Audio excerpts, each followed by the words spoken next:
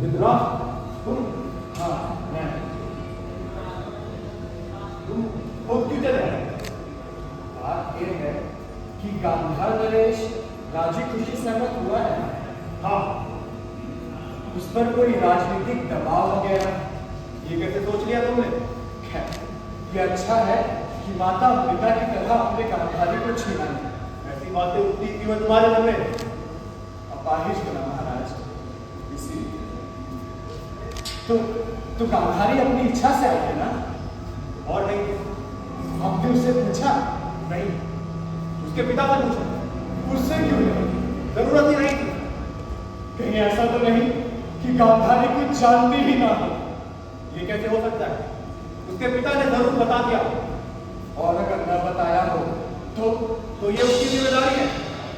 यहाँ जिम्मेदारी का निर्वाह हो रहा है या मेरा विवाह महाराज? मैं फिर पूछता हूँ, इस बारे में इतना सोचने की जरूरत क्यों न सोचो? आखिर बात का संबंध है किससे?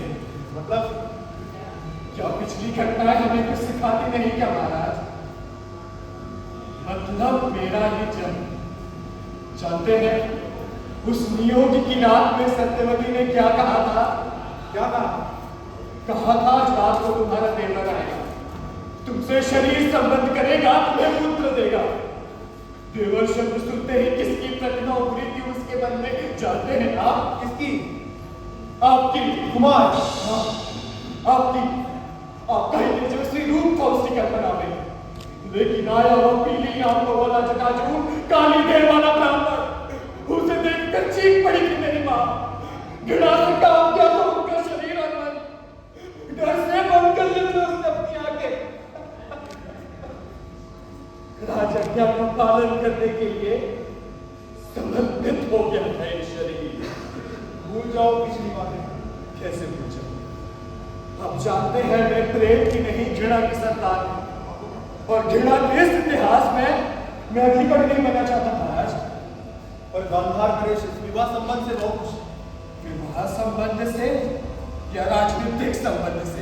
राजा कभी राजनीति से मुक्त हो सकता है क्या? पर मैं राजा हूं कहाँ? पर तुम्हारे पुत्रों का तो कल सत्ता पर अधिकार होगा, और गांधार नरेश के लिए ये भी क्या कम है? देखो, गांधारी एक बहुत समझदार लड़की, वो तुम्हारा अधूरापन दूर करेगी। ये मेरे प्रश्न का उत्तर नहीं है महाराज। मैं तो केवल इतना जानना चाहता हूं कि गांधारी को मेरे अंधेपन की जानकारी है या नहीं? महाराज, महाराज,